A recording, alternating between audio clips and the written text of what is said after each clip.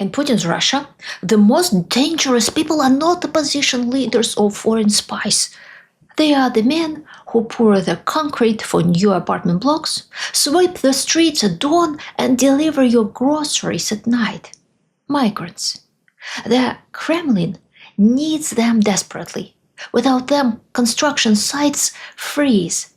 Cities stop functioning and whole regions lose their workforce.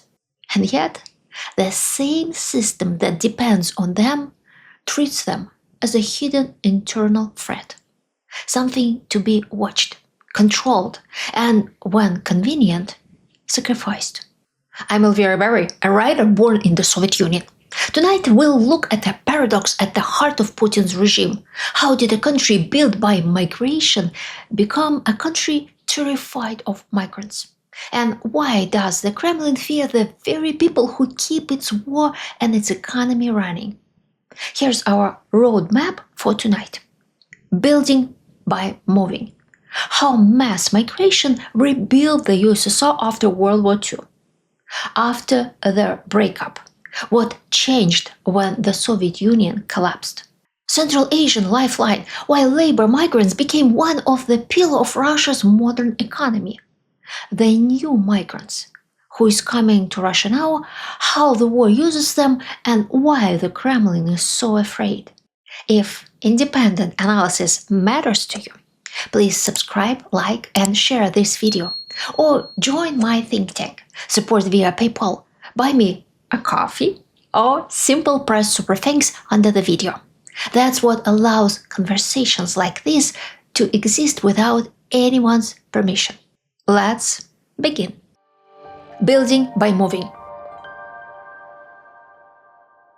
To understand why Putin fears migrants today, we first need to see how Soviet power once tried to rule people by moving them.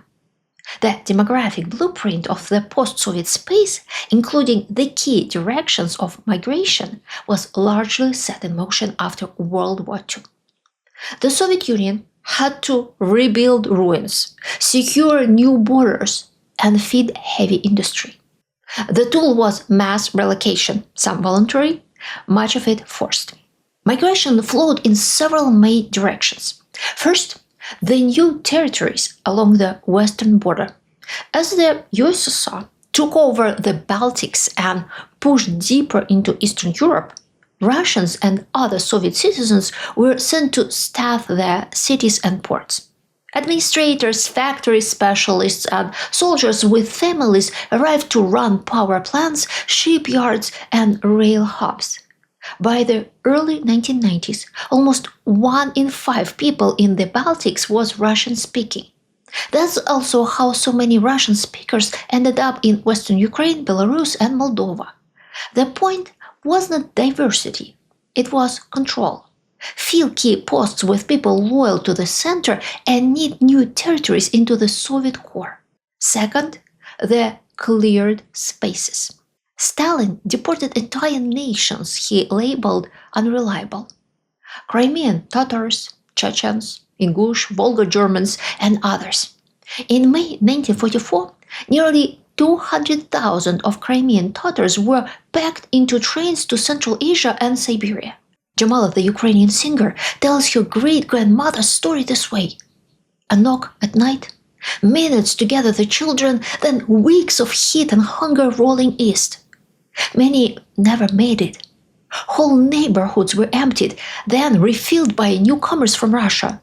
Soldiers, party officials, factory workers, and families who'd lost their homes to the war. That's how you erase resistance and redraw a map. Third, the resource-rich regions.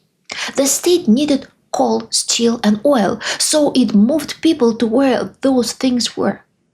Komsomol youth brigades and assigned workers were to build plants and towns along the Trans-Siberian Railway and in the Kuzbas. Cities like Novokuznetsk exploded from small settlements into industrial hubs almost overnight. You didn't go because it was romantic. You went because that's where jobs and housing were, and because saying no could end your career. Fourth, the prisoners. The Gulag wasn't just a penal system. It was a labor pool that built roads, dug mines, and founded towns from Norilsk to Vorkuta. After release, many stayed where they'd been exiled because their homes were gone, their families scattered, or because those bleak places at least offered steady work. The result was a chain of permanent settlements across the far north and east. Then came the quiet demographic revolution nobody talks about. The great village-to-city migration of the 1960s and 1970s. As the USSR shifted from post-war reconstruction to urban industrial development, millions of villagers left the countryside for city life. Khrushchev's housing boom, those endless rows of five-story Khrushchevki, was designed for them. Young workers, students, and families fleeing wooden huts with no plumbing for a shot of modernity. Entire rural regions emptied out. Collective farms lost labor. Small towns shrank. Meanwhile, cities like Sverdlovsk, Chelyabinsk, Krasnoyarsk, and Perm swelled with first-generation urbanites. In Moscow and Leningrad, the new arrivals formed the backbone of the Soviet middle class. Teachers, engineers, factory foremen, lab technicians. This internal migration changed the social fabric of the country. It mixed cultures, blurred regional identities, and created the Soviet urban majority for the first time. Finally, the capitals as magnets. Ambitious families pushed their kids toward Moscow and Leningrad for university and careers. Talent pulled in the centers. Republics lost their best or higher education and government jobs in the capitals. Many of those students never returned.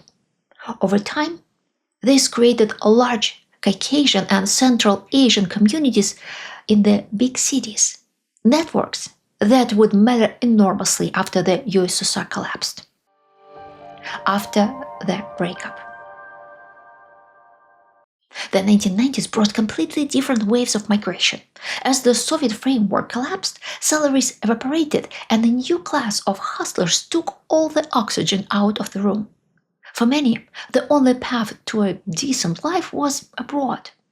Germany, Israel, and the United States became the main magnets. More than 4 million people left Russia in that decade, many of them engineers, scientists, doctors, and young professionals. The country called it a brain drain. It was. And it left labs, design bureaus, and universities without the people who were supposed to teach the next generation. Another stream flowed the other way. Ethnic Russians and Russian-speaking families moving into Russia from the newly independent republics. Some left because the local economy collapsed. Others because they suddenly felt like outsiders in states reasserting their national identity. And in some places, people fled real violence. In the early 1990s, several former republics went through civil conflicts, border clashes, and outbreaks of ethnic tension. Russians left Tajikistan during its civil war, where fighting from 1992 to 1997 made everyday life dangerous for everyone. Many also fled parts of the North Caucasus, not because the republics became independent, but because wars, kidnappings, and lawlessness made survival uncertain. In Azerbaijan and Armenia, long-running tensions over Nagorno-Karabakh pushed minorities of all backgrounds to leave, Russians among them. And in parts of Georgia, the conflicts in Abkhazia and South Ossetia forced entire communities, Georgian, Abkhaz, Ossetian, Armenian, and Russians, to pack quickly and escape the violence. These were not mass persecutions aimed at the Russians specifically. They were chaotic, multi-sided conflicts in which many groups suffered. But for thousands of families, Russia felt like the safest place to start over. Between 1992 and 2007, roughly 7.5 million arrivals from former Soviet states settled in Russia. That influx kept whole regions from hollowing out completely and gave Moscow the illusion that the demographic freefall could be managed. Inside the country, the map tilted. Northern coal and nickel towns, such as Vorkuta, started to empty out as mines closed and costs soared. The state eventually paid people to go. A World Bank-backed program offered housing certificates to help permanent residents of the far north resettle farther south. This policy recognized what locals already knew. Many Arctic cities were past their peak and would never come back. If you've ever flown over the Komi Republic and seen the long gray ribbons of half-lit buildings, you understand the choice people faced. Where did they go? Toward warmth and work. The big capitals, Moscow and St. Petersburg, kept pulling students, artists, and tech talent from everywhere. But the south grew too. Krasnodar Krai and the Black Sea coast gained roughly 700,000 people through the 2000s and 2010s. These newcomers worked in flood processing and logistics, then in construction and services, and after 2014 in Crimea's build-out. More people keep coming today. They pick better paying jobs, mild winters, and cheaper utilities over pride in surviving in minus 40 degrees. Alongside Russians returning from the former republics, another major group reshaped the 1990s economy. People from the Caucasus. Many came from Armenia, Azerbaijan, and Georgia, fleeing collapsed industries, corrupt privatization schemes, or simply looking for a place where business was still possible. They entered a Russia where official rules had broken down and survival depended on hustle, networks, and their ability to negotiate. These newcomers often took over very specific economic niches: wholesale markets, small retail stalls, taxi services, seed capital for street trade, restaurant startups, and cross-border commerce. In many Russian cities, especially Moscow, St. Petersburg, and the industrial Volga region, entire marketplaces were run by tight-knit communities from the Caucasus. They looked different, spoke with their own accents, followed their own traditions, and tended to cluster together for safety and efficiency. Mutual support was their engine. Relatives, cousins, and friends helped each other enter the trade, find suppliers, navigate bureaucracy, and, when needed, provide muscle. Most simply built small businesses. But in some places, especially in big markets like Cherkizovsky in Moscow, these same networks mixed with organized crime. The boundary between commerce and criminal protection blurred. But it wasn't because of ethnicity. It was because the 1990s were a void, and whoever could organize quickly filled that space. These communities became permanent fixtures in the urban landscape, shaping Russia's informal economy for decades. Another, more distinct stream flowed into Russia's major cities: Chechen men escaping the devastation of the First and Second Chechen Wars. With the republic's economy destroyed and infrastructure reduced to rubble, survival at home became impossible. Men arrived in Moscow, St. Petersburg, and the regional capitals with nothing but connections and war-forged experience. Some opened security firms, often legitimate, sometimes not. Others moved into the booming wholesale markets where disputes were settled not by contracts, but by reputation. In the early turf wars between criminal groups, Chechen gangs gained influence fast. They were disciplined, tightly organized, and backed by fierce internal loyalty. Their wartime background gave them leverage in the violent, chaotic marketplace of the early 1990s. Then came the political transformation.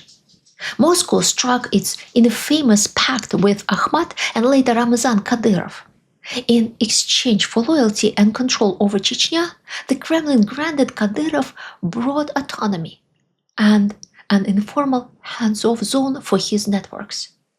Chechen businessmen, athletes, and strongmen suddenly had political air cover far beyond their republic. You could see the consequences in high-profile cases. After Boris Nemtsov was assassinated in 2015, the lead suspect, turned out to be a decorated Kadyrov fighter, and Kadyrov openly defended him, an extraordinary gesture of political immunity. Today, the influence of the Chechen diaspora in Russia does not live only on the street. It lives at the intersection of fear, money, and political protection, a combination few others can claim. Central Asian Lifeline. Today, Russia is facing a labor shortage. Working age population is shrinking. Birth rates are low. War and early retirements are tightening the labor pool. Businesses still need houses built, streets cleaned, parcels delivered, and pipes fixed. That's where migrants from Central Asia, mainly Uzbekistan, Tajikistan, and Kyrgyzstan, step in to fill the gap. For these people, even modest Russian wages beat what's available at home. The rubles they wire back keep their families afloat. In Tajikistan, remittances routinely make up almost a half of GDP, one of the highest shares in the world. When you see a new apartment block go up in Moscow suburb, you are also seeing school fees and medical bills paid in Dushanbe, Osh, and Namangan.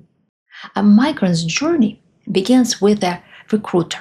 It can be an agency that promises a work permit, a dorm bed, and a first job. It can be a cousin who's already on a crew. The first week are paperwork and fees. The process is bureaucratic but clear. Most citizens of former Soviet republics must get a patent, a paid renewable work permit. You apply with 30 days of arrival, buy compulsory insurance, pass a basic Russian language and a civic test, then pay a monthly tax.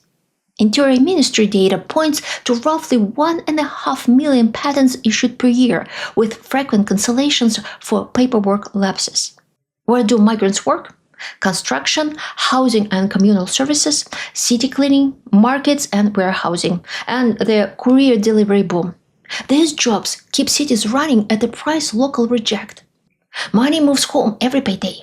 Some wire it through big transfer brands or local kiosks that specialize in remittances and take a small fee. Some use app-to-app systems tied to Russian bank cards and cash out points back at home. Others go informal, trusted couriers who carry cash across borders for a better rate. On video calls, families compare exchange rates the way traders watch a screen. If the ruble dips, a worker holds a day or two. If a fee spikes, he walks to another kiosk. Diasporas are survival tools. A man from Osh lands in a flat where everyone speaks his dialect, knows which police station to avoid and which clinic won't overcharge. A mosque gives him a social circle and a job lead. But that same clustering creates friction with locals. Migrant families crowd into rented apartments to save money. That makes neighbors complain about noise. Landlords fear their apartments turning into ad hoc dorms. Schools in big cities take in more children that don't speak Russian at home, or even at all. Some classrooms adapt well, others struggle. Fear of migrants is perhaps the only idea that unites today's deeply fragmented Russian society. When I was young, in Central Russia, you almost never saw people from Central Asia. They appeared only at outdoor markets selling raisins and nuts. Today, they are everywhere, not because of some invasion, but because the local economy simply cannot survive without them. Most are young men who speak Russian poorly and visibly poor, look different, and are often deeply religious. That combination marks them not just as outsiders, but as outsiders placed firmly at the bottom of the social hierarchy. It creates a predictable tension. Young men want relationships. They have no money for paid sex, and dating local women is extremely difficult. The result, of course, is frustration. At the same time, migrants constantly feel that the system is unfair to them. Russian law enforcement practically feeds on them. extracting bribes to forgive minor violations, avoid inspections, or prevent deportation. Their documents are checked constantly. They live outside the legal space, unable to defend their rights in court. They have no protection, no connections, and know that many locals dislike them or even fear them. News reports about street fights involving migrants appear regularly. Social media overflows with video showing migrants behaving improperly or committing crimes. With the rise of AI, it's increasingly hard to know whether a video is real or fabricated. But the public reaction is the same: outrage and fear. Russian nationalists warn that migrants will replace the Russian ethnic majority. Their arguments resonate because migrants are highly visible, truly everywhere in public life. And footage from major Muslim holidays, when crowds of worshippers fill the streets around mosques, looks especially intimidating to those already primed to be afraid. Politicians often exploit this fear to get attention in the press and on social media. It's a safe bet. They appear to be protecting Russians, which sounds noble, while avoiding any criticism of the government itself. In late 2024, lawmakers passed a rule that bars non-citizen children from school unless they pass a Russian language exam and show legal status papers. Implementation in 2025 has already blocked most applicants from even taking the test. The effect is predictable. Some schools carry heavy newcomer loads with little support, while others gatekeep. Where kids are shut out, resentment grows. Security shocks make this worse. In March 2024, a terrorist attack struck the Crocus City Hall in Moscow, killing over 100 people. The perpetrators were citizens of Tajikistan. Authorities responded with cracking down on migrants. Many were deported or denied legal status over minor infractions. Anti-migrant rhetoric spiked. Human Rights Watch documented harassment and violence. Central Asian governments warned their citizens to avoid non-essential travel to Russia. For many families, that meant a hard choice: risk the trip for wages they couldn't match at home, or stay and lose the income that pays for food and school. The new migrants. Today, the Kremlin needs even more manpower to support its grinding war and overstrained economy, and it actively recruits beyond Russia's borders. Russia's September 2022 mobilization was chaos.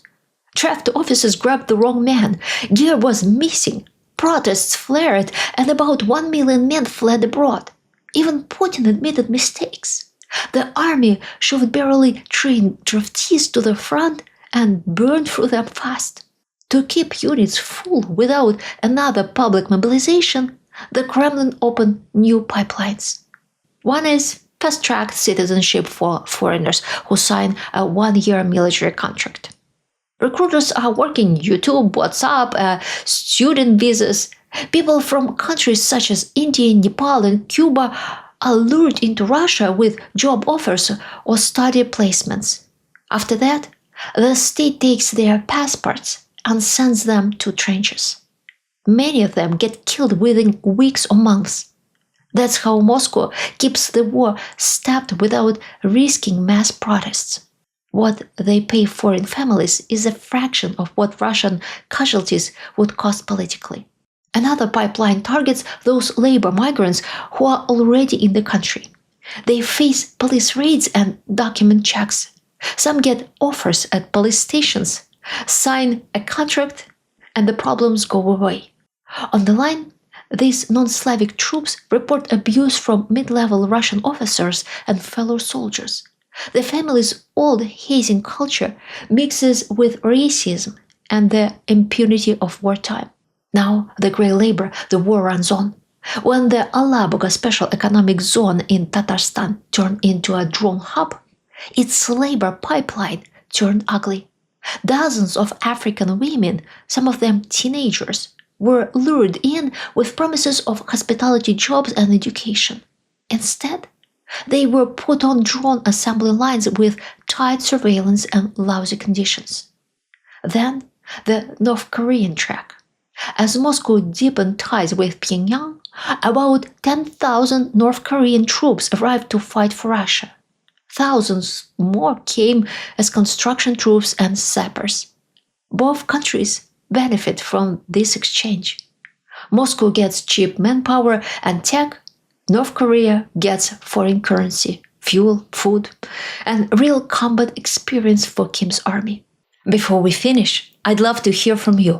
How is migration viewed where you live? As an opportunity, a threat, or something far more complicated? Your perspective matters because the way nations treat newcomers often reveal more about themselves than about the migrants. If my videos help you understand Russia from a different angle, or simply make you think, I'd be deeply grateful if you could help keep this channel alive. Please like this video, share it with someone who might find it useful, and subscribe so you don't miss future episodes. And if you'd like to support my work directly, you can join the think tank, buy me a coffee, support via PayPal, or press super thanks right under the video. Every bit of support allows me to stay independent, speak honestly, and keep bringing you stories most people are too afraid to tell. Thank you for watching, and thank you for caring.